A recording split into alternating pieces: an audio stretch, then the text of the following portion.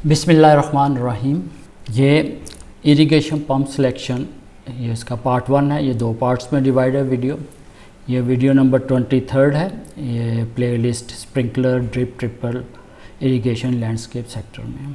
और इस वीडियो में मुख्तलिफ टेक्निक्स बताई गई हैं आपको पंप सिलेक्शंस के लिए। और इस वीडियो में जो हम टॉपिक कवर कर रहे हैं वो है टाइप्स ऑफ इरिगेशन पंप्स और उनके ऑपरेशन कैसे है, वेपर प्रेशर क्या होता है, कैविटेशन क्या है, net positive suction head required क्या होता है और net positive suction head available क्या होता है और इनकी कैलकुलेशंस कैसे हैं। फिर पंप करैक्टरिस्टिक कर्व्स इसमें डिस्कस किए गए हैं। Total dynamic head versus flow rate pump का जो है, उसके साथ है एफिशिएंसी और क्यू का फ्लो का कर्व है। Net positive suction head required with respect to pump flow rate है और brake power with respect to pump flow rate है।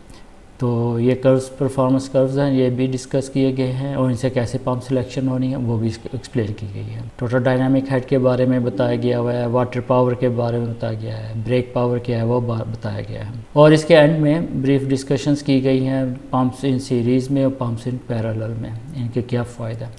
क्योंकि वीडियो काफ़ी तवील हो रही थी तो इसको शॉर्ट करने के लिए इसका पार्ट बी बनाया, जिसमें हम पंप्स इन सीरीज़ में, पंप्स इन पैरेलल के उनके प्रैक्टिकल एप्लीकेशंस और उनमें जो कैलकुलेशंस आती हैं मुख्तलिफ टोटल हेड कैलकुलेट करने की, फ़्लो कैलकुलेट करने की, एफिशिएंसीज़ की, ब्रेक पावर की, वो सारी हम वीडियो के सेकंड पार्ट में डिस्कस करेंगे जो वीडियो नंबर 24 होगी। तो आए देखते हैं इस वीडियो को और इंशाल्लाह हम सब इससे मुस्तफ़ीद होंगे। इरिगेशन पंप्स, तकरीबन सभी पंप जो इरिगेशन सिस्टम में इस्तेमाल किए जाते हैं, एंड सक्शन पंप हो जाए, वर्टिकल टरबाइन पंप हो जाए या सबमर्सिबल पंप्स हो जाए, ये सब के सब सेंट्रीफ्यूगल पंप्स हैं। और एक सेंट्रीफ्यूगल पंप जो है पानी को सेंट्रीफ्यूगल के फोर्स की मदद से इम्पेलर से आउटसाइड वॉल्यूम के अंदर मूव करता है, जहां जो वेलोसिटी एनर्जी है उसको प्रेशर एनर्जी में कन्वर्ट किया जाता है। ये 3 किस्म के जो हैं ये इरिगेशन में इस्तेमाल हो रहे हैं। अगर ये सेंट्रीफ्यूगल पंप अंड सक्शन करते हैं, इसमें हॉरिजॉन्टल मल्टीस्टेज भी आ जाता है और इनलाइन पंप्स भी आ जाते हैं, but inline vertical multistage pumps भी आ जाते हैं। तो इनकी आगे काफ़ी किस्में बन जाती हैं। तो हम इतनी डिटेल में नहीं जाएंगे, जो बेसिक इंफॉर्मेशन पंप सिलेक्शन की हम उसको फोकस करेंगे। अब इसी के आगे बात करते हैं कि सेंट्रीफ्यूगल पंप में बहाव की शरह जो है प्रेशर हेड से इनवर्सली या इनडायरेक्टली प्रोपोर्शनल होती है। मिसाल के तौर पे अगर ऑपरेटिंग हेड कम हो जाएगा तो बहाव ज्यादा हो जाएगा, और अगर बहाव ज्यादा होता है तो ऑपरेटिंग हेड कम हो जाएगा। Horizontal and suction centrifugal pumps, surface पानी के जराए, अगर मसलन आपका नहरी सिस्टम है, नदी है, पौंड है, आबी ज़खायर उसमें आ जाते हैं, झीलें वगैरह आ जाते हैं, इसमें horizontal and suction centrifugal pump आमतौर पर इस्तेमाल होते हैं। इन पंपों में आमतौर पर एक वाहिद इम्पेलर होता है जो इम्पेलर की आंख से खारजी तौर पर बहाव को डायरेक्ट करने के लिए डिज़ाइन किया गया है, और डिस्चार्ज जो है इस सिमत के राइट एंगल पे मूव करता है। यानी कि डिस्चार्ज जो है, जो आई ऑफ द इम्पेलर है, उससे वर्टिकल उसके यानी कि राइट एंगल के ऊपर उससे मूव कर रहा है, और ये शाफ्ट जो सी है जो इम्पेलर को मूव करती है उसके भी राइट एंगल पे मूव कर रहा होता है। तो इसकी कुछ शक्ल इस तरह की होती है जो हमने डिस्कशन की है। ये उसका क्रॉस सेक्शनल व्यू दिखाया गया है कि आई ऑफ द इम्पेलर आ गई, ये वॉल्यूट आ गया और ये आपकी केसिंग आ गई। तो पानी इसके सेंटर से एंटर होता है और फिर राइट एंगल के ऊपर मूव करता है और बाहर जाता है। जो conventional and section centrifugal pump है उनको प्राइमिंग की जरूरत होती है अगर वो पानी की सतह से ऊपर लगाए गए हों।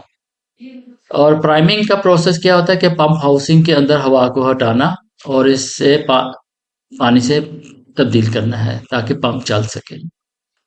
एक नॉन सेल्फ प्राइमिंग पंप को सेक्शन लाइन से हवा को हटाने और एक खिलाफ पैदा करने के लिए एक्सटर्नल सिस्टम बैरूनी मदद की जरूरत होती है, यानी कि आपको पानी से उसे भरना है, हवा को आउट करना है, जिससे वो किसी जो आपका फ्लूइड है, इस केस में पानी है, उसको निकाल सके।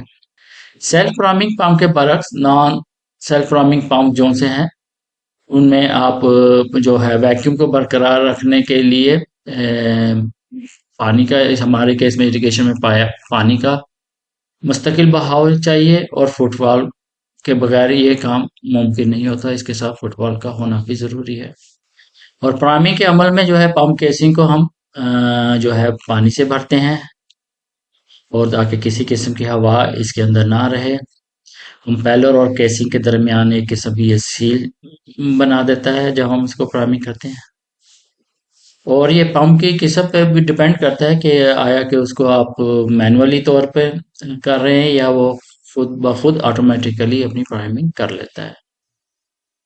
अगर हम other type of centrifugal pumps देखें जिसमें हम हेड की ज़्यादा ज़रूरत होती है और ये इरिगेशन के प्रोजेक्ट्स में यूज़ होते हैं, उसमें तो एक आ जाता है horizontal multi stage centrifugal pump.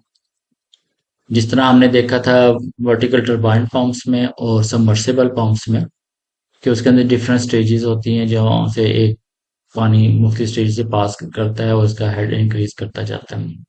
ये उसी तरह सेंट्रीफ्यूगल पंप है जो आपके अबव ग्राउंड इंस्टॉलेशन है पंप रूम में आप इंस्टॉल कर सकते हैं। तो इसके अंदर सिंगल स्टे इम्पेलर की बजाय नंबर ऑफ इम्पेलर्स लगे होते हैं और उस हिसाब से इनका हेड बढ़ता जाता है। ये जो भी आपका गिवन फ्लो है उसके ऊपर आपको हेड ज्यादा हेड मिल जाता है थोड़ी जगह के ऊपर। इसी तरह ये arrangement vertical multi stage pumps में आ जाती है। इसमें आप देख सकते हैं मोटर ऊपर लगी हुई है बिल्कुल वैसे सबमर्सिबल पंप या वर्टिकल टरबाइन पंप्स की तरह है, मगर ये छोटे साइज के हैं। अब आप ग्राउंड आपके पंप रूम में इजीली रख सकते हैं छोटी जगह के ऊपर। और ये वर्टिकल टरबाइन पंप स्मार्ट होते हैं, कम जगह लेते हैं। तो मकसद ये है कि आपका जो भी गिवन फ्लो है उसके ऊपर आपको ज्यादा हेड चाहिए तो ये पंप उसके लिए बहुत मौजू है। इसमें ये वर्टिकल आप स्टेजेस दे सकते हैं, इम्पेलर्स मुख्तलिफ लगे हुए हैं, इनसे हेड आपका जो है फ्लो का वो इंक्रीज कर जाता है। हॉरिजेंटल में मोटर आ गई, बीच में शाफ्ट आ गई, फिर इम्पेलर्स आ गए। इसी तरह ये वर्टिकल में भी है, मोटर ऊपर है वर्टिकल डायरेक्शन में और नीचे इसके इम्पेलर्स हैं और ये शाफ्ट पे जा रहे हैं। एक तरफ से पानी आ रहा है दूसरी तरफ से डिस्चार्ज हो रहा है, इसका भी एक तरफ से पानी जा रहा है दूसरी तरफ से डिस्चार्ज हो रहा है। Vertical turbine pumps, Modi turbine pump, इसकी ट्रांसलेशन कर लें आप। तो ये कुछ इस तरह का होता है कि ये आपका ग्राउंड लेवल आ गया, इसमें आप बोरहोल करते हैं, ड्रिल करते हैं। ड्रिल करने के बाद केसिंग पाइप आ जाता है। केसिंग पाइप के आगे जहाँ आपका पानी दस्तयाब होता है वहाँ फिल्टर्स आ जाते हैं, स्क्रीन्स आ जाती हैं और एंड के ऊपर एंड कैप होती है। तो ये जो केसिंग होती है जब पानी फिल्टर्स के थ्रू आता है ये पानी से भर जाती है। फिर इसमें जो सा होता है ये टरबाइन पंप को लोअर किया जाता है जिसे आप देख सकते हैं फिर इसको डिस्चार्ज लेकर इरिगेशन नेटवर्क के साथ कनेक्ट करते हैं। आइए थोड़ी सी इसकी डिटेल देखते हैं मुख्तसर सी। ये मोदी या वर्टिकल टरबाइन पंप सेंट्रीफ्यूगल ही का ही डिजाइन है। ये एक खसूसी मल्टी स्टेज एप्लीकेशन है सेंट्रीफ्यूगल पंप की। ये इस असूल पे काम करते हैं कि जैसे सेंट्रीफ्यूगल पंप सवाए इस हाउसिंग के जिसे बाउल केस कहते हैं, ये वाला इसका ये डिफरेंस आता है जो आपका दूसरे पंप्स देखे हैं। और इस तरह एक मरहले से पानी निकल के दूसरे मरहले में जाता है, उसका हेड इंक्रीज हो जाता है और फिर वो आपके ये जो डिस्चार्ज का मैनिफोल्ड है इसमें आकर ये आउट हो जाता है। तो इस तरह आपको ये ज्यादा हेड मिल जाता है, यानी कि जहां आपको हेड ज्यादा की जरूरत होती है तो वहां ये टरबाइन पंप काफी हेल्पफुल है। मगर इसकी कॉस्ट काफी बनती है क्योंकि ये पूरा वाटर कॉलम पाइप नीचे जा रहा है, इसके अंदर शॉर्ट्स आ रही हैं, बेयरिंग्स आ रही हैं, काफी ज्यादा फिटिंग्स आती हैं और उस वजह से इसकी कॉस्ट निस्बतन ज्यादा हो जाती है। तो टरबाइन पंप्स में के चार मेजर कह लें असेंबलीज हैं, चार मेजर पार्ट्स कह लें इसके। पंप हेड है, ये हेड है जिसके ऊपर ये आपकी मोटर भी लगी होगी, या आप अगर इंजन सेपरेट करें तो ये इंजन से ड्रिवन होगा। और इसके अंदर ये शाफ्ट जा रही है, जो जाके बाउल्स के साथ कनेक्ट हो रही है। दूसरा पार्ट पंप बाउल्स हैं, ये जो बाउल्स आ रहे हैं इनके अंदर इम्पेलर्स लगे हुए हैं, ये पानी सक करते हैं जैसे स्ट्रेनर से, और ये इसको ऊपर पंप करके करके सिस्टम में फेंकते हैं। और ये जो इम्पेलर्स लगे होते हैं बाउल्स के अंदर, ये इम्पेलर ड्राइव शाफ्ट के साथ जुड़े होते हैं। ड्राइव शाफ्ट आपके मोटर के साथ कनेक्ट होती है या इंजन ड्रिवन मैकेनिज्म के साथ कनेक्ट होती है, जो इम्पेलर्स को रोटेट करती है और रोटेशनल मूवमेंट इसमें आती है और पानी सक होके ऊपर जाता है। डिस्चार्ज कॉलम आ जाता है, ये डिस्चार्ज कॉलम आ गया, तो इसमें पानी का ये रास्ता फ्राहम करता है पंप के बाउल से कॉलम में आता है और कॉलम से ये आउट हो जाता है। ये सारी चीजें हम पहले ही एक्सप्लेन कर चुके हैं। ये एक स्कीमेटिक डायग्राम है वर्टिकल टरबाइन पंप से, इसको समझना है, आप इसको पास करें और बाकी सारी डिटेल्स देख लें, इंशाल्लाह आपको इस जनरल अंडरस्टैंडिंग इसकी डेवलप हो जाएगी वर्टिकल टरबाइन पंप्स की। तो टरबाइन पंप की शाफ्ट को सपोर्ट करना बहुत इंपॉर्टेंट है। इसके लिए शाफ्ट बेरिंग्स इस्तेमाल होते हैं और इनको लुब्रिकेट करने के की बहुत ज़रूरत होती है। और एक तरीका तो ये है कि शाफ्ट को एक तेल से भरी ट्यूब के अंदर कंसील कर दिया जाए और वो इसको लुब्रिकेट करती रहे। दूसरा तरीका ये है कि ये पानी जो शाफ्ट है ये इसको लुब्रिकेट करने के लिए जो पम्प्ड वाटर है उसी को इस्तेमाल किया जाए। तो इस केस में रबड़ नुमा पानी से लुब्रिकेट करने वाले बेरिंग इस्तेमाल होते हैं। जो कैरेक्टरिस्टिक कर्व्स होते हैं पंप के टरबाइन वर्टिकल टरबाइन पंप वो सिमिलर है जो सेंट्रीफ्यूगल पंप्स के हैं। ये आगे जाके हम डिस्कस करेंगे, आपको अंडरस्टैंडिंग इसकी बेहतर हो जाएगी। और वर्टिकल टरबाइन पंप्स गहरे कुओं की एप्लीकेशंस के लिए बेहतरीन है। जहाँ ज्यादा दबाव यानी कि ज्यादा प्रेशर की जरूरत होती है वहाँ आप इसको इस्तेमाल कर सकते हैं। ये आपके टरबाइन पंप्स, ये आपकी म्यूनसिपैलिटी में भी आपने देखा होगा, जो सोसाइटीज को और दूसरे इलाकों में पंप ग्राउंड वाटर पंप करके ऊपर एलिवेटेड टैंक्स में स्टोर करते हैं, फिर आगे सप्लाई होता है पानी। तो उन जगहों पर भी अक्सर आपको ये वर्टिकल टरबाइन पंप देखने को मिलेंगे। शॉर्ट शाफ्ट वाले टरबाइन पंप यानी कि छोटे जिनके शाफ्ट होती है ड्राइव शाफ्ट, वो आमतौर पर गोल्फ कोर्सेज में फिश के लिए इस्तेमाल होते हैं और ये जो वेट वेल्स है उनमें लगाए जाते हैं। तो वेट वेल को हम एक्सप्लेन करते हैं, वो कुछ इस तरह होगा। ये लेक है और लेक के अंदर पहले स्ट्रेनर आ जाएगा ताकि जो लेक के अंदर कचरा है वो सक होके वेट वेल में ना जाए, और फिर ये लेक इंटरकनेक्टिंग पाइप के साथ या चैनल के साथ वेट वेल के साथ कनेक्ट हो जाती है। वेट वेल जैसा कुआं बनता है उसी तरह वेट वेल है। इसकी एप्लीकेशन और इसके अंदर फिर टरबाइन पंप इंस्टॉल करना आसान हो जाता है। लेक को अगर इंस्टॉल करना होगा मुश्किल होगा, इसके अंदर मेंटेनेंस भी इजी है और इसमें खुद ही आप सेंसर लगा के इसके पंप के प्रेशर को मजीद बेहतर कर सकते हैं। तो जनरली जब हाई फ्लोस चाहिए होते हैं और प्रेशर भी चाहिए होता है गोल्फ कोर्सेज के लिए, तो जो लेक्स है वो स्टोरेज के तौर पर यूज की जाती है इरिगेशन स्टोरेज वाटर के लिए। और उधर से फिर आप करेक्ट बना के वेट वेल्स बन जाते हैं। वेट वेल के अंदर ये आपके पंप्स लग के पूरे इरिगेशन नेटवर्क को पानी सप्लाई करता है। अब बात करते हैं सबमर्सिबल पंप की। ये इसकी टिपिकल इंस्टॉलेशन आपको दिखाई गई है कि आपने पहले से ग्राउंड में बोरवेल बनाया, उसके अंदर फिर केसिंग पाइप लोअर किया और जहाँ आपका पानी अवेलेबल है वहां आपने फिल्टर्स ऐड किए और नीचे में एंड कैप किया। केसिंग पाइप बंद हो गया, इसके अंदर पानी जमा हो जाता है, फिर इसके अंदर ये लोअर करते हैं केसिंग पाइप। और जो आपका होल होता है इसको आप ग्रेवल पैक करते हैं या ग्रेवल ग्राउटिंग कर देते हैं ताकि अपनी पोजीशन में रहता है और पानी भी इसमें सिम के आ सकता है। तो ये पंप इसमें जब आपके इंस्टॉलेशन पे पंप इसमें लोअर किया जाता है और इसकी तफसील हम इसमें डिस्कस करते हैं थोड़ी सी। कि submersible pump vertical turbine pump की ही शक्ल है, मगर इसमें ये है कि इसमें एक ये मोटर है। इस मोटर की खुसूसियत ये है कि ये पानी के अंदर नस्ब होती है और पानी के अंदर ऑपरेट करती है। और ये इम्पेलर्स जो इसके बाद में आते हैं इनको ऑपरेट करते हैं, यानी कि आप वर्टिकल टरबाइन पंप्स देखा है उसका बिल्कुल ये ऑपोजिट कर लें कि उसमें जो पावर सोर्स है वो आपका नीचे चला गया इलेक्ट्रिक मोटर की सूरत में, और आपके ये नीचे बाउल्स जो से आ रहे हैं, जो हमने उसमें देखे थे, ये इम्पेलर बाउल्स आ गए हैं, ये इसमें भी हैं। और उसमें सक्शन का बॉटम में होता है सक्शन, इसकी डॉक्टर जो है ये लिंक करता है इसको। और ये फिर बाउल से होता हुआ पानी जो सा आपका आ जाता है पंप कॉलम में आ जाएगा, डिस्चार्ज कॉलम में आ गया, और डिस्चार्ज कॉलम से बाद ये आपका इरिगेशन सिस्टम में चला जाता है।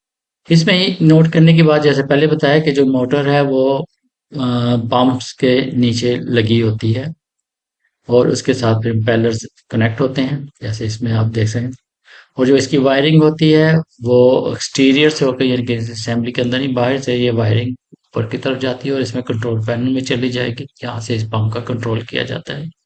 क्योंकि इसमें मोटर आपके पानी के अंदर लगी हुई है, इसलिए इसका शोर नहीं आता। जैसे आप वर्टिकल पाइप आप देखते हैं, ऊपर पंप या इंजन लगा हुआ तो उसका शोर होता है और काफी ज्यादा नॉइस होती है। मगर इसमें ये क्वाइटर है, इसमें ये इलेक्ट्रिक मोटर है, सबमर्ज्ड मोटर है, इसकी नॉइस ऊपर नहीं आती।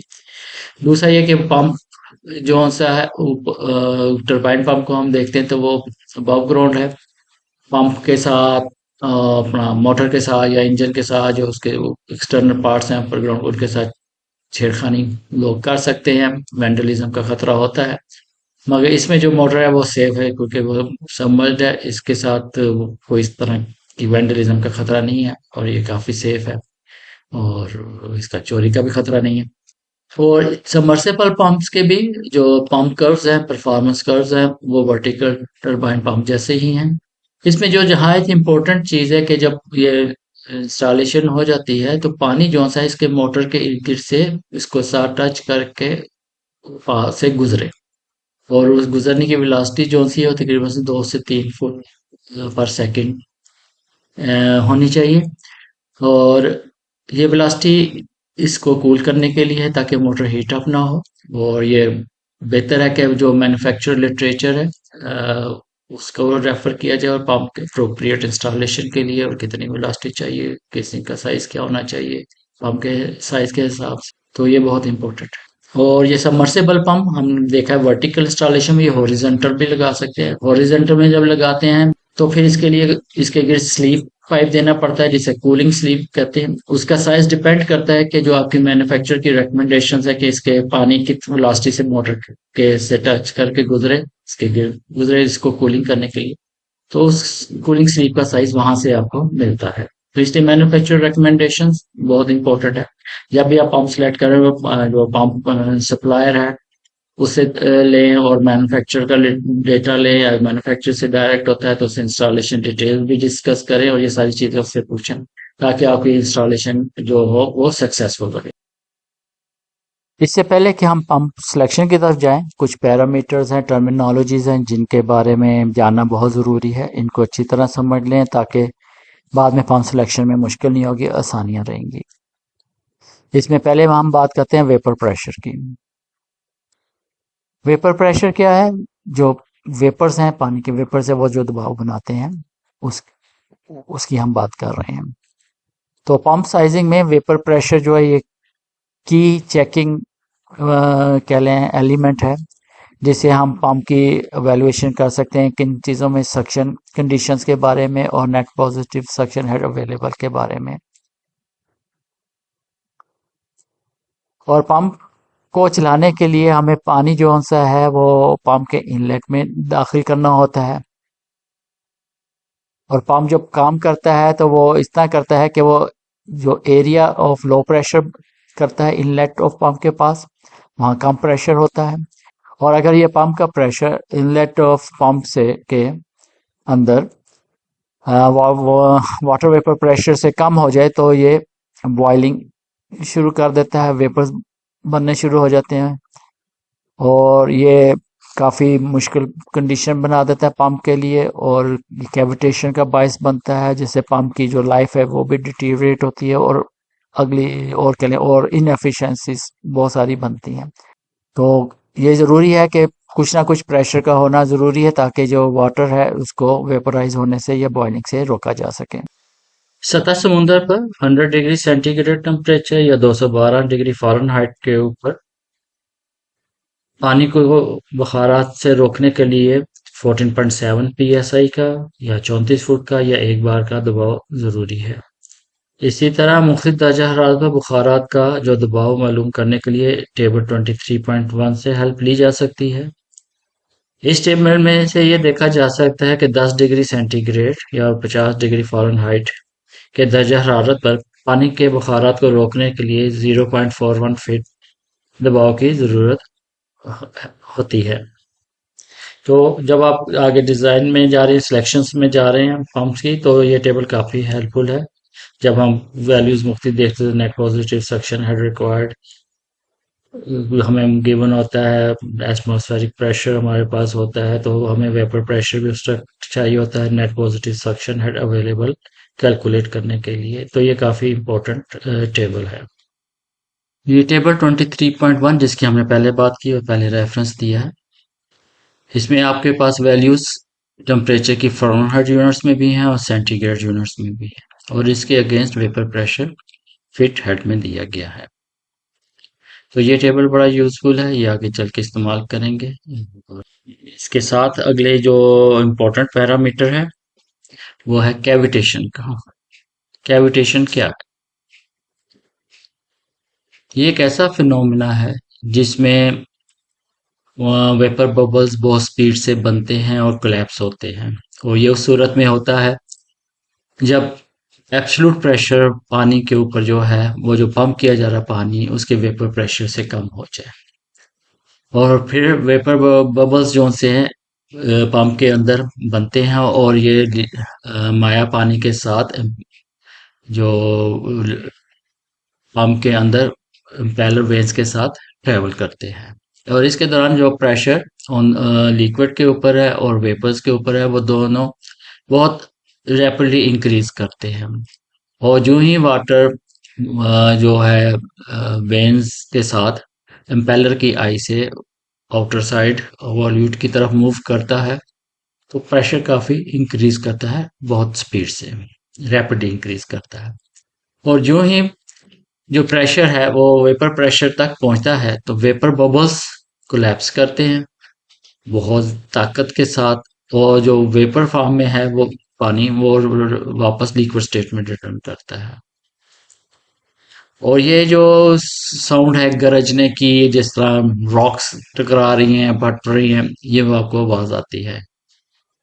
और ये जो इम्पोर्टेंट गैस बबल्स हैं ये बहुत ज्यादा प्रेशर के साथ फटते हैं, और जस्ट आप इमेजिन करें कि लाखों की तादाद में ये एक टाइम पे अमल हो रहा हो, तो भी जो भी मेटल है इम्पेलर की या दूसरी सर्फेसिस की पंप के अंदर वो उनको इजीली तोड़ फोड़ उनकी कर सकते हैं, उनको टीयर डाउन कर सकते हैं।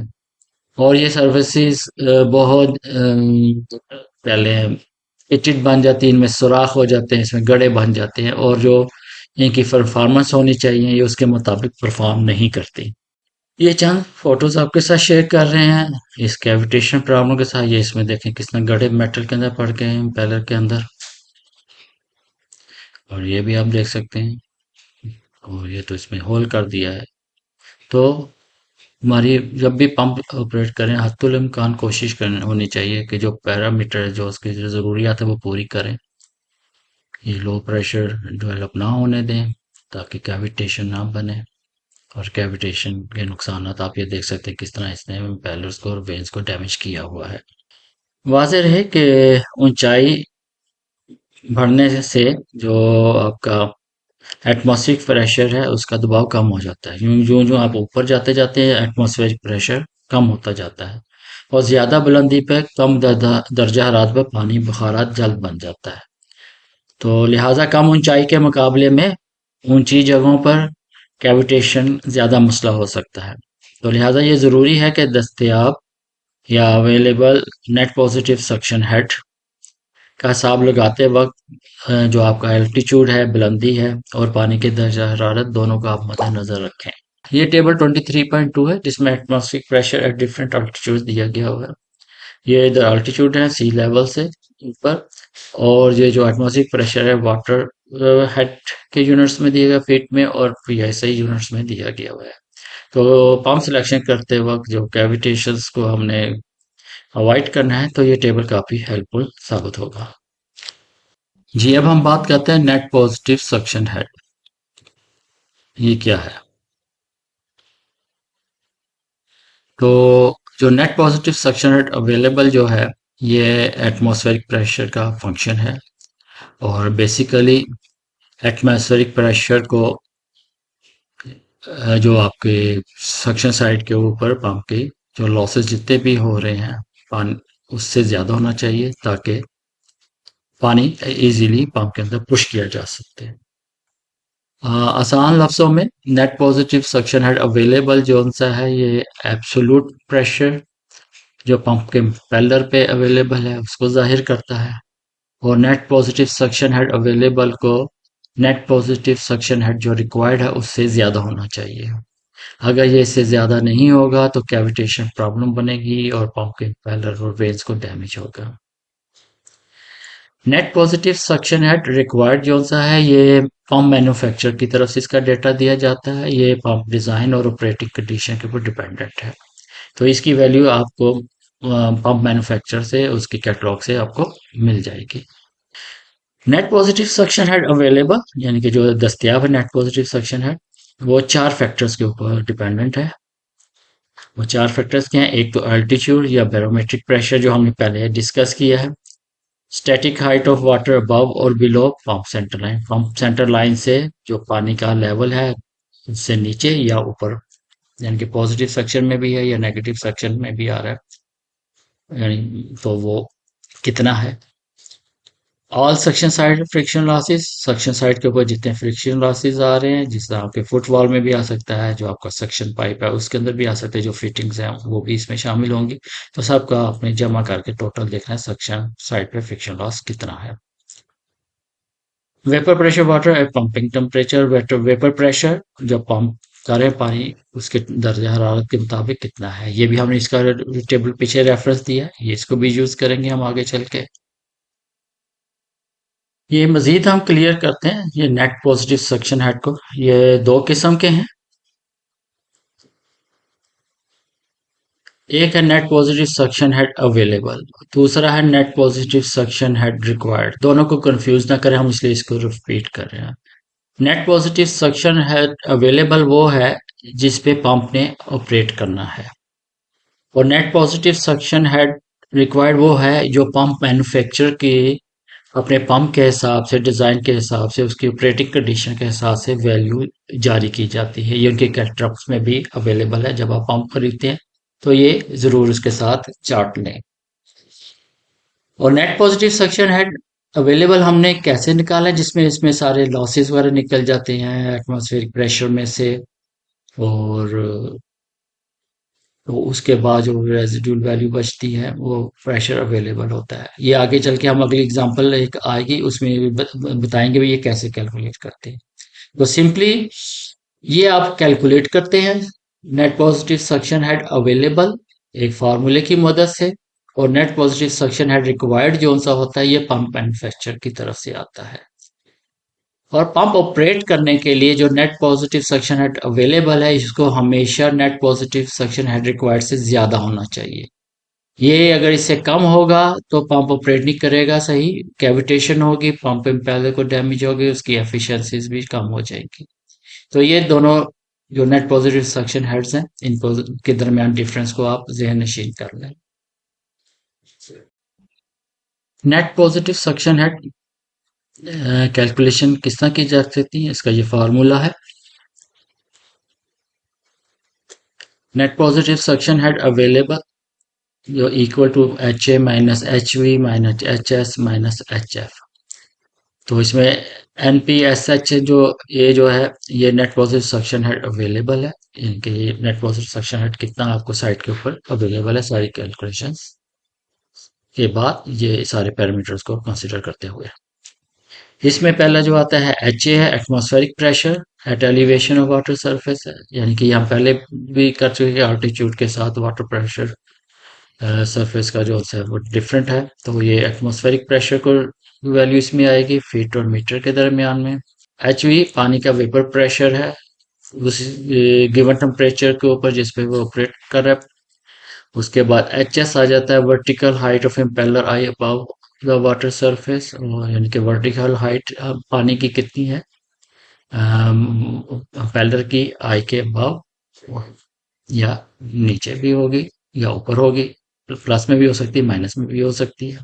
और एच एफ जोन सा है वो आ जाएगा pressure loss due to friction हो जाएगा। और इसमें जैसे हमने पहले बताया कि इसमें सारे लॉसेस आपके आ जाएंगे, पाइप के लॉसेस आ जाएंगे, फिटिंग के आ जाएंगे, और जो फुटबॉल वाला है उसमें जो लॉसेस होंगे सारी जमा होकर इसमें आ जाएंगे। तो इसकी एग्जांपल हम एक देखते हैं कि एक का पंप है जो 4000 फुट की बुलंदी पे हमने लगाना है। तो उसमें जो एवरेज स्टैटिक लिफ्ट है यानी कि पानी का वाटर लेवल पंप की सेंटर लाइन से 5 फुट नीचे है, और जो फ्रिक्शन लॉसेस में हो रहे हैं फ्लोर के बाद वो तकरीबन 2.73 फीट के आ रहे हैं। और पंप का जो पानी एवरेज टेम्परेचर है वो 21 डिग्री सेंटीग्रेड। तो इस डेटा के साथ हमने कैलकुलेट करना है net positive suction head available. तो वही इक्वेशन 23.1 हम यूज करेंगे जो ऊपर डिस्कस की है। तो पहले हम इसमें देखते हैं एचवी की वैल्यू जो सी आ रही है वो 0.84 फीट है एट 21 डिग्री सेंटीग्रेड। ये कैसे आई है, हमने टेबल 23.1 में ये देखा कि ये टेम्परेचर आपका 21 डिग्री सेंटीग्रेड दिया हुआ है और यहाँ 70 डिग्री फ़ारेनहाइट है। तो इसके अगेंस्ट जो वेपर प्रेशर आपका आ रहा है वो 0.84 आ रहा है। तो हमने ये वैल्यू यहाँ से सिलेक्ट की वेपर प्रेशर की। एच ए जो आ गया ये एटमॉस्फेरिक प्रेशर आ गया, क्योंकि 4000 फुट के ऊपर, क्योंकि हम जब ऊंचाई पे जाते हैं तो प्रेशर कम होता जाता है। तो ये वैल्यू टेबल 23.2 से हमने ली। इधर अल्टीट्यूड की वैल्यू इसमें 4000 फीट के ऊपर देखा, तो वाटर का जो यूनिट में 29.4 फीट ऑफ वाटर के बराबर आता है एटमॉस्फेरिक प्रेशर। और ये 12.7 psi के प्रेशर के बराबर भी है। तो हमने इधर, क्योंकि हम हेड यूनिट्स में जा रहे हैं फीट में हम लेंगे, तो हमने 29.4 फीट इसका एच ए की वैल्यू ले ली एटमॉस्फेरिक प्रेशर की। तो ये वैल्यू हमने 23.1 इक्वेशन में डाली, तो नेट पॉजिटिव सक्शन हेड हमारे पास आ गया 29.4 माइनस 0.84 माइनस 5 माइनस 2.73। तो ये आ गया 20.53 फीट के बराबर। अगर ये net positive suction head available, जो net positive suction head required है जो पंप मैन्युफैक्चर देता है उससे ज्यादा है तो ये पंप सिलेक्शन ठीक होगी। अगर कम है तो फिर पंप हमें वो देखना पड़ेगा जिसके जो net positive suction head required है इस net positive suction head available से कम हो। पंप करेक्टरिस्टिक कर्व्स ये क्या होते हैं? जो पंप करेक्टरिस्टिक कर्व्स हैं ये सेंट्रीफ्यूगल पंप की performance with reference to water जिसकी स्पेसिफिक ग्रेविटी 1.0 है उसको ग्राफिकली रिप्रेजेंट करते हैं। और ये कर्व्स जो से हैं या आप कह लें करेक्टरिस्टिक कर्व्स या करेक्टरिस्टिक परफॉर्मेंस चार्ट जो से है, ये सीरीज ऑफ कर्व्स के ऊपर मुश्तमिल होता है जो आपको रिलेशनशिप शो करता है टोटल डायनामिक हेड का, ब्रेक हॉर्स पावर का, एफिशिएंसी का, और net positive suction head required जो पंप का है उसका जो रिलेशनशिप पंप की कैपेसिटी के साथ क्या है, यानी कि डिस्चार्ज के साथ क्या है। जीपीएम यूनिट्स में भी हो सकता है, एलपीएस में भी हो सकता है, एलपीएम में भी हो सकता है, लीटर पर मिनट में भी हो सकता है, क्यूबिक मीटर पर आवर में भी हो सकता है। टोटल डायनामिक हेड ये हम पहले ही वीडियो नंबर 9 में एग्जांपल नंबर 20 में काफी डिटेल से डिस्कस कर चुके हैं। आसान लफ्जों में टीडीएच वो कह प्रेशर की अमाउंट है जो एक पंप ने जनरेट करनी है ताकि पानी जो है प्रॉपरली स्प्रिंकलर्स और ड्रिप इरिगेशन सिस्टम को मिल सके और वो अपनी हाई एफिशिएंसी पे ऑपरेट कर सके। और ये रिप्रेजेंट करता है तमाम प्रेशर लॉसेस को जो अदर रिक्वायरमेंट्स हैं, जैसा कि pressure change due to elevation इसमें शामिल है, स्प्रिंकलर ऑपरेटिंग प्रेशर कितना है वो इसमें आ जाता है, pressure losses in pipes fittings और वॉल्स में कितने हैं या स्पेशलाइज फिटिंग्स में कितने हैं, और pressure required to move the water कितना है। तो ये सारी चीजें जो T total dynamic head cover कर रहा होता है।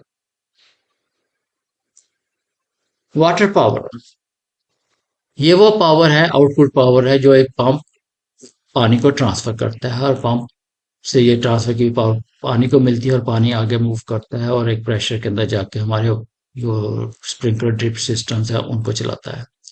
इसका फार्मूला है WP is equal to TDH multiply Q/K, जहाँ WP जो वाटर आउटपुट पावर है ये HP यूनिट्स में और KV यूनिट्स में इस फार्मूले में यूज होगी। K जो है कन्वर्शन फैक्टर है, 3960 इंग्लिश यूनिट्स में है और 1024 मीट्रिक सिस्टम में है। TDH जो हमने पहले ही बताया है टोटल डायनामिक हेड, ये फीट में भी हो सकता है, मीटर में भी हो सकता है मीट्रिक सिस्टम।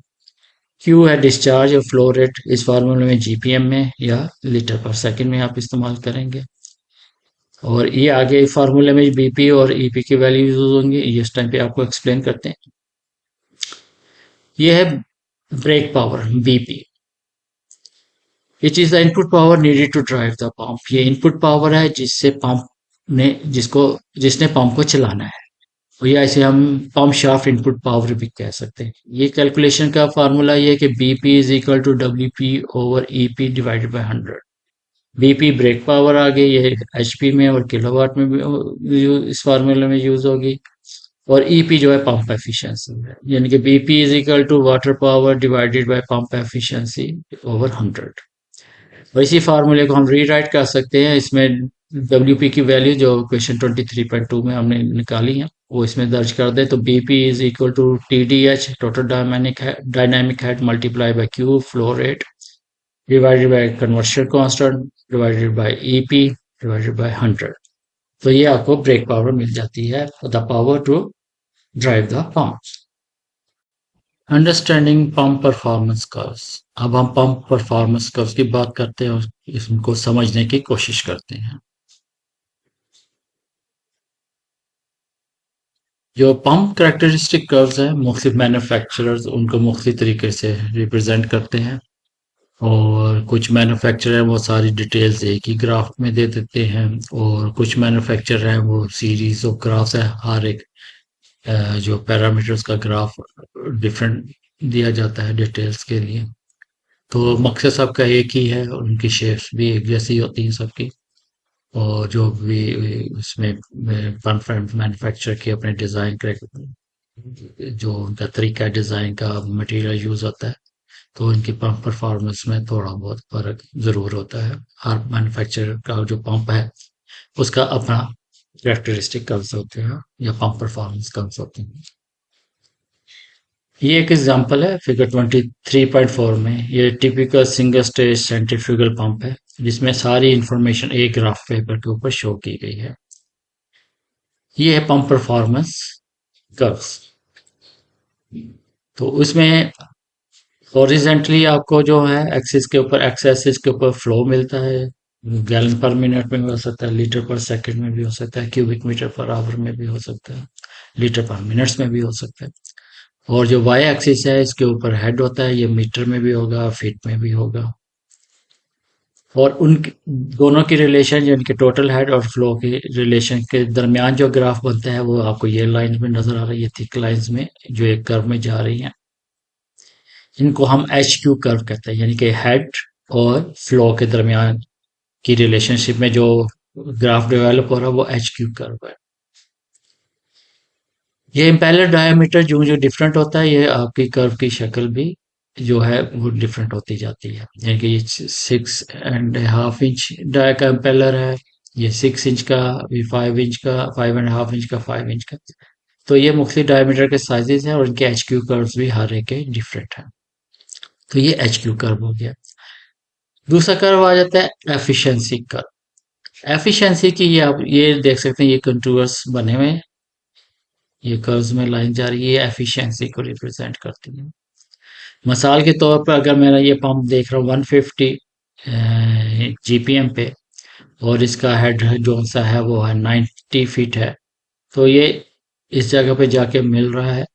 तो इसका पंप सिलेक्शन में जो डायमीटर पहला डायमीटर है 5.5 इंच आ रहा है, और इसकी जो एफिशिएंसी आ रही है इन दो कर्व्स के दरमियान में आ रही है 65 और 70 के दरमियान, तो ये 65 और 70 के दरमियान में फॉल करेगा मोर टूवर्ड 65 यानी कि ये दो कर्व 65% और 70% के कर्व्स के दरमियान में फॉल कर रहा है, मोर टूवर्ड 65% एफिशिएंसी कर्व। तो ये इधर से आप एफिशिएंसी पंप की मिल जाती है। उसके बाद ब्रेक पावर का कर्व आ जाता है। ये ब्रेक पावर का कर्व है, ये जो डॉटेड लाइन्स में आपको शो किया गया हुआ है। मिसाल के तौर पर जैसे 150 का पंप हमने देख रहे थे, ये इस जगह पर कंसाइड कर रहा, तो यहाँ से जो ब्रेक पावर की लाइन जा रही है वो देख रही है डॉटेड है, इसके ऊपर 5 ब्रेक हॉर्स पावर आ रही है। तो यहाँ से आपको हॉर्स पावर मिल जाती है, ब्रेक हॉर्स पावर, जिसकी हमने पहले ही आपको एक्सप्लेनेशन दी। उसके बाद net positive suction head required, जो पंप मैन्युफैक्चरर की तरफ से दिया जाता है। जो आपका अवेलेबल हेड है, यानी कि net positive suction head available, वो इससे ज्यादा होना चाहिए। तो आपको रिक्वायर्ड की वैल्यू यहाँ से मिल रही है, जैसे हमने 150 पे देखा तो ये इसको कंसाइड कर रहा था, हम इसके अगेंस्ट जाएंगे तो ये तकरीबन 10 फुट के बराबर आ रहा है। तो ये सारी डिटेल एक ही आपको ग्राफ पेपर में मिल रही है। दूसरी कैटेगरी है, उसमें जो पंप मैन्युफैक्चरर है वो डिफरेंट ग्राफ्स के डिफरेंट जो पैरामीटर्स हैं, ब्रेक पावर का हो गया और उसके बाद एफिशिएंसी का हो गया, net positive suction head required को डिफरेंट ग्राफ्स में दे देते हैं।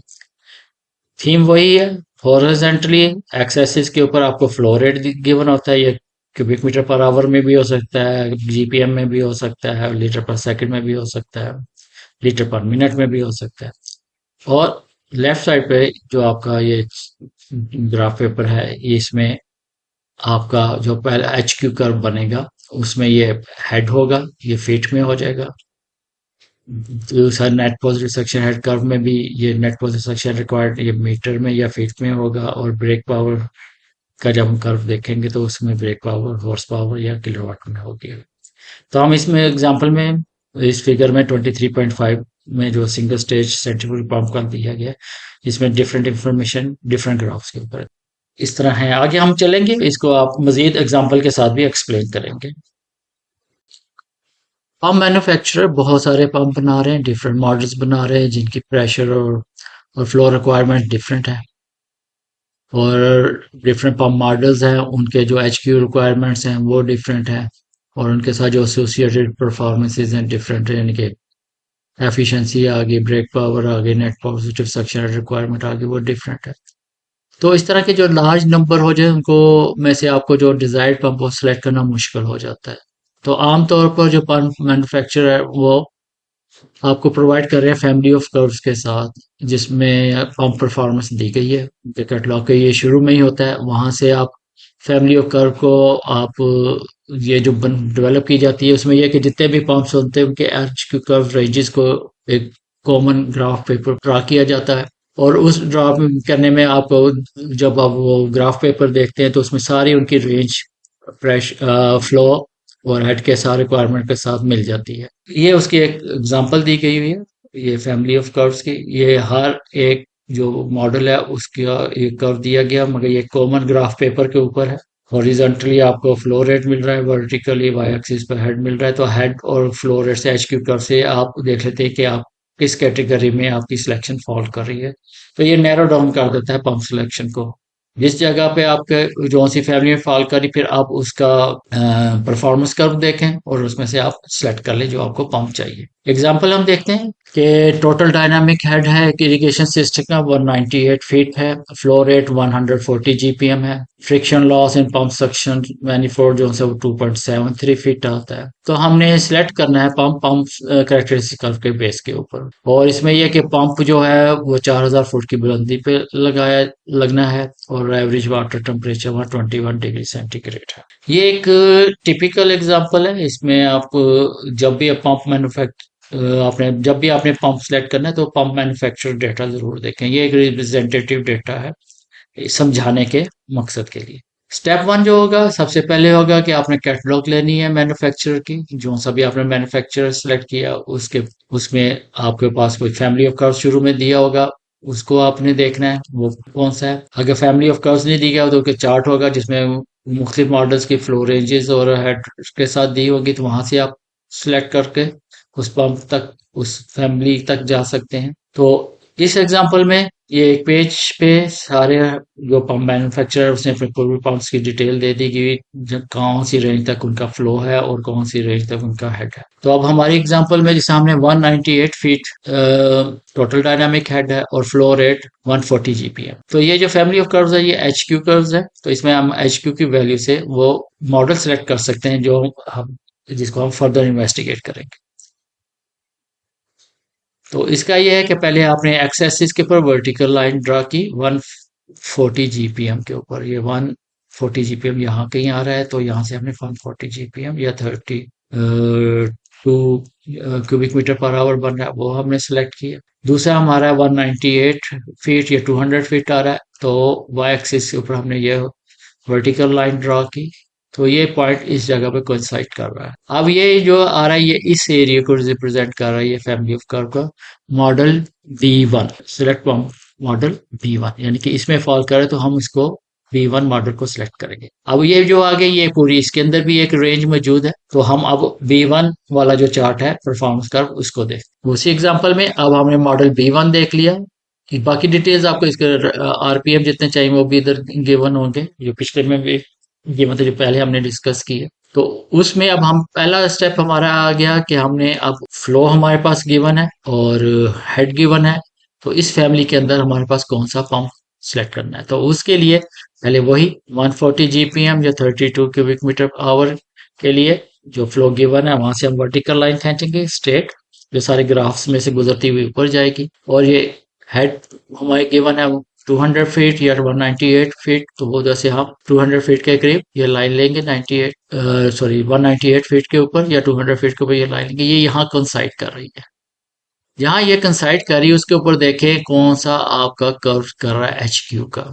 ये वाला हमारा एच क्यू का कर्व आ रहा है। इसके ऊपर हम रीड करेंगे ये पहला डायमीटर 218 आ रहा है यानी कि मॉडल B1 है। इसमें हम जो पहला डायमीटर पंप हमें चाहिए वो 218 चाहिए। ये 218 साइज है या 8.58 इंचेस होगा यानी कि यहाँ से आपने एच क्यू कर्व से अपना पंप मॉडल जो B1 है उसमें हम पहले डायमीटर 218 का चाहिए वो सिलेक्ट कर। अब इसमें जो दूसरी चीज नजर आ रही है उसमें एफिशिएंसीज दी गई है। एक एफिशिएंसी का कर्व ये आपको नजर आ रहा है, ये 56 की ये लाइन जा रही है, उसके आगे जा रही है 58 की लाइन जा रही है। तो आपका ये 56 और 58 एफिशिएंसी के दरमियान में फॉल कर रहा है पंप। अगर आप ये देखते हैं 58 और इसके दरमियान में जो डिस्टेंस आता है इसको आप इंटरप्रेट करेंगे तो ये तकरीबन आपका 57% एफिशिएंसी आप यहाँ से एज्यूम कर सकते हैं। ये तकरीबन मिड में आ रहा है 56 और 58 के तो हमने यहाँ से 57% एज्यूम की एफिशिएंसी पंप एफिशिएंसी। स्टेप में 2 में है Q flow rate versus net positive suction head required. अब ये जो आपकी फ्लो की लाइन जा रही है आपने देखना है या इस पेपर कहाँ कंसाइड कर रही है net positive suction head required, ये इस जगह पर कंसाइड कर रही है। तो यहाँ कंसाइड कर रही है इस तरफ मीटर में इस तरफ फीट में, तो हमने फीट में देखना तो हम इसी के फॉलो करेंगे तो इधर जाएंगे तो ये देखेंगे कि ये तकरीबन 4 और 5 के दरमियान में आ रहा है। तो ये 4 फीट और 5 फीट के दरमियान में आ रहा है तो ये 4.5 हम एज्यूम करते हैं इसको फीट हेड को। ये हो गया net positive suction head required, हमारे पास आ गई वैल्यूज की 4.5 फीट। अब ये नीचे हम जा रहे हैं और ब्रेक पावर पे देख रहे हैं। ब्रेक पावर पर जहां ये डायमीटर हमें जो सिलेक्ट किया था 218 तो इसमें देखेंगे 218 का बीपी का कौन सा है वो ये वाला आ रहा है। तो इसके ऊपर जाके देखेंगे तो ये इस जगह पे कंसाइड कर रहा है यानी कि हॉरिजेंटल हमने भी इस पर कंसाइड कर रहा है ड्रॉ की लाइन लेफ्ट राइट पे। तो आप ये देखेंगे बीपी जो सा आ रहा है इसका ये 12 हॉर्स पावर के ऊपर कर रहा है या 9 किलोवाट के ऊपर टच कर रहा है। तो ये यहाँ से हमें ब्रेक पावर निकाल। तो हम अब सारी सिलेक्शन जो की है इसको समराइज करते हैं। तो इसमें जो सिलेक्टेड पंप है उसका फ्लो रेट 140 जीपीएम है और टोटल डायनामिक हेड 198 फीट है। पंप पहला डायमीटर जो सा है वो 8.58 इंचेस है। पंप ब्रेक पावर जो सी 12 एचपी है। पंप एफिशिएंसी 57% के ऊपर आ रही है और net positive suction head required वो 4.5 फीट है। तो ये इस तरह हमें जो आपके चार्ट है परफॉर्मेंस का उससे हमने ये सारी डेटा ले ली मॉडल B1 के लिए। तो ये आपकी पंप सिलेक्शन यहाँ कंप्लीट हो गई। ये वही एग्जांपल 23.2 कंटिन्यूड है। इसमें हम counter checking of performance of selected pump, हमने पंप तो सिलेक्ट कर लिया अगर ये आया कि हमारी ज़रूरियात को पूरा कर रहा है कि नहीं कर रहा, उसको देखने के लिए हम पहले ये देखेंगे net positive suction head available जो है वो इसको ज़रूरियात को पूरी कर रहा है कि नहीं कर रहा। तो पहला हम checking for net positive suction head available हम देखते हैं। नेट पॉजिटिव सक्शन हेड का हम 23.1 इक्वेशन पहले एक्सप्लेन कर चुके हैं।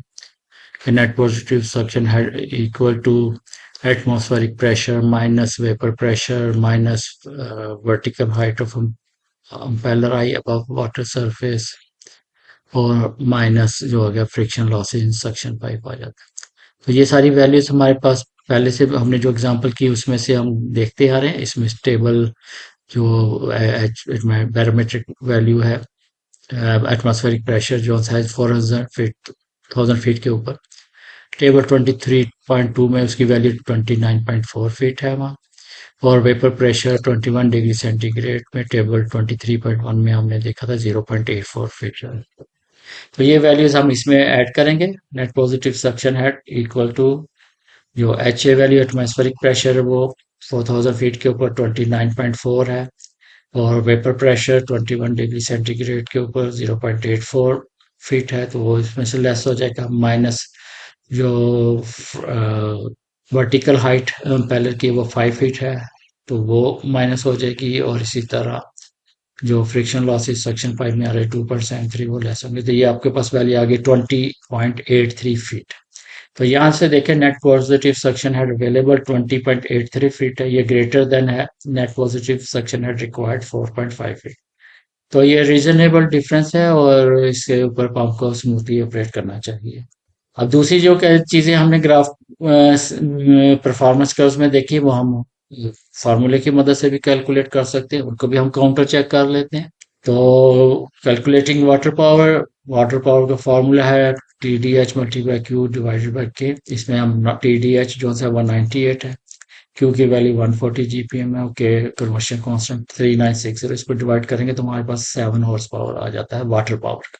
वाटर पावर के बाद हम ब्रेक पावर निकाल सकते हैं। तो BP is equal to WP over EP over 100, इसका फॉर्मूला है। तो बीपी जो आ गया ब्रेक पावर जो हमारे पास आ गई 7 horse power divided by 57% efficiency पे हमने किया तो ये 12.3 हॉर्स पावर आ गई। ये ब्रेक पावर जो हमने ग्राफ से देखी उसके बराबर तकरीबन आ। तो ये हमारा जो सिलेक्शन है हमने इसको काउंटर चेक भी कर लिया और net positive suction head available जो है वो उससे ज्यादा है रिक्वायर्ड से।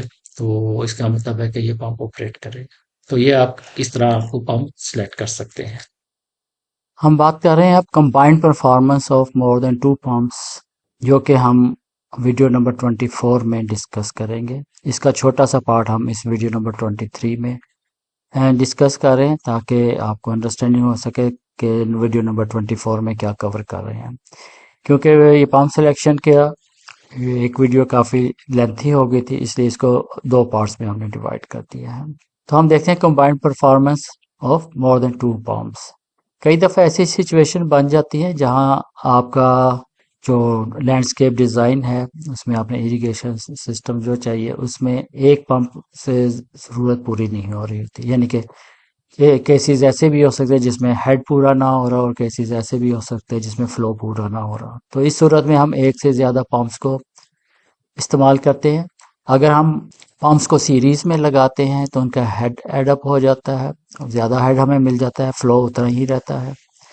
और अगर हमें ज़्यादा जब फ्लो चाहिए होता है तो हम 2 पंप्स को या इससे ज़्यादा पंप्स को पैरेलल अटैच कर देते हैं और इस तरह जो फ्लो होता है वो ज़्यादा हमें मिल जाता है और हेड जो होता है वो सेम रहता है।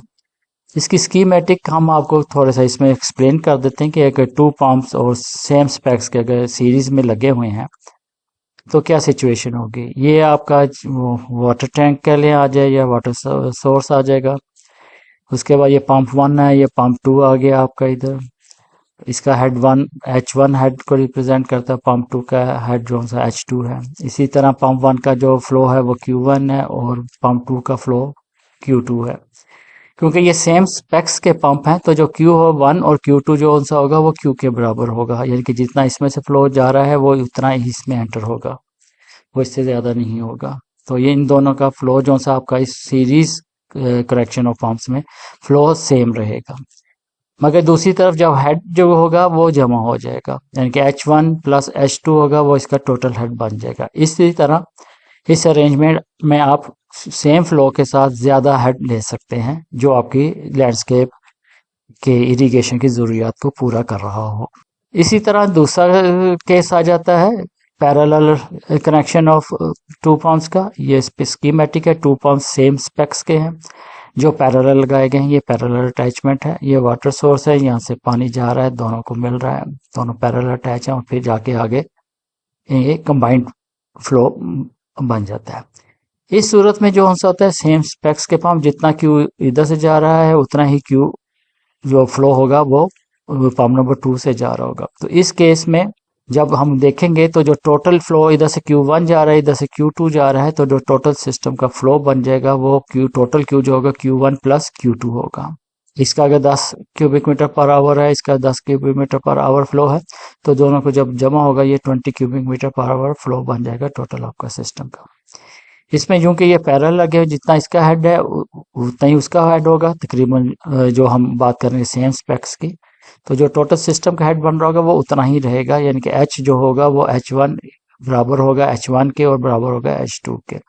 तो इस अरेंजमेंट में हम उसी हेड के ऊपर, एक ही हेड पे रहते हुए हम फ्लो ज़्यादा प्रोड्यूस कर सकते हैं, यानी कि जो साइड्स ऐसी ज़्यादा है जहाँ आपके हेड आपको बहुत ज़्यादा नहीं चाहिए, वो एक पंप के हेड के बराबर आ रहा है, तो उसमें ये पैरेलल के अरेंजमेंट चाहिए। मगर आपको फ्लो बहुत ज़्यादा चाहिए तो फिर आप पैरेलल में लगाएंगे तो दोनों पंप का फ्लो जो जमा हो जाएगा और वो टोटल आपका सिस्टम फ्लो बन जाएगा।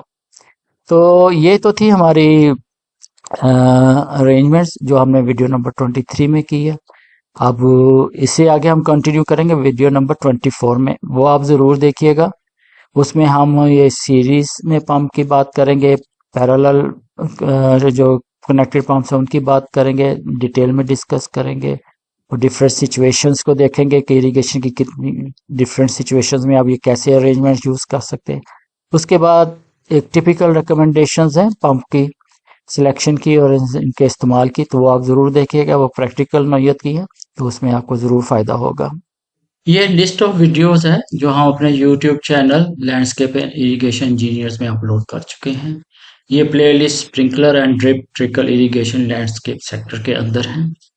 तो ये अगर आपने वीडियोस नहीं देखी तो ये ज़रूर देखिएगा। ये सारी वीडियोस एक दूसरे के साथ लिंक हैं। अगर आप एक वीडियो मिस कर दी तो दूसरी वीडियो में हो सकता है समझ में मुश्किल हो रही हो, तो इसको ज़रूर देखिएगा। जो आपके साथी हैं और वो इस फील्ड में काम करना चाहते हैं, मालूमात लेना चाहते हैं, ये ज़रूर उनके साथ आप शेयर करें। और हम कोशिश कर रहे हैं कि आपको मैक्सिमम डिलीवर कर सकें जो हमारा फील्ड एक्सपीरियंस है इस लाइन में। तो उम्मीद करते हैं आप इससे मुस्तफ़ीद होंगे और जो आपके साथी हैं जिनके साथ शेयर करेंगे वो भी मुस्तफ़ीद। वीडियो देखने में बहुत शुक्रिया, अपना ख्याल रखिएगा, अल्लाह हाफिज़।